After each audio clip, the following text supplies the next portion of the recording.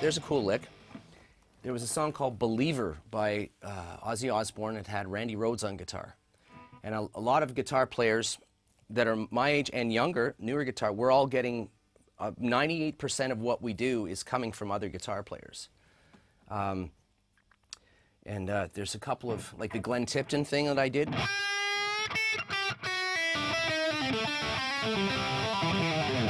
That one is, I use that in 50% of my guitar solos, I think.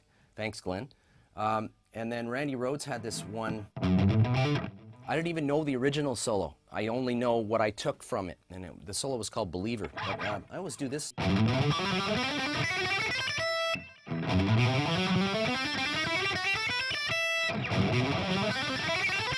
We always steal stuff from other guitar players. I remember when we toured with Judas Priest in 1991 on the Painkiller tour, I was really curious as to why Glenn Tipton was playing incredibly different style and fast, and he would do a 2-minute guitar solo on the song Painkiller, and that was one of my favorite albums.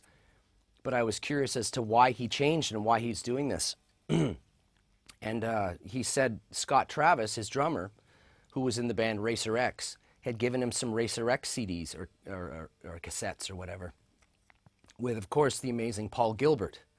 So as soon as Glenn Tipton heard that, he spent a couple of years just listening and learning how to play like that. So that's a good example of how us guitar players in bands get from other people. Like, you've got the legend Glenn Tipton, was one of the best songwriters and riff players in the world, in the history of music, learning from younger guitar players. And that's one of the cool things about, you know, what I notice traveling the world and being in a band is that all of us, you know, are taking from, I'm taking from Hetfield and Hammett and Maiden, Priest, all these people, Van Halen, Randy Rhoads, all these people.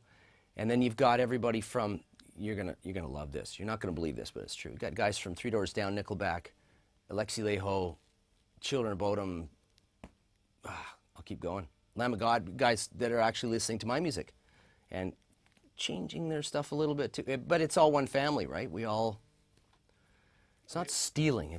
Stealing's when you take the riff and you take it and you use it.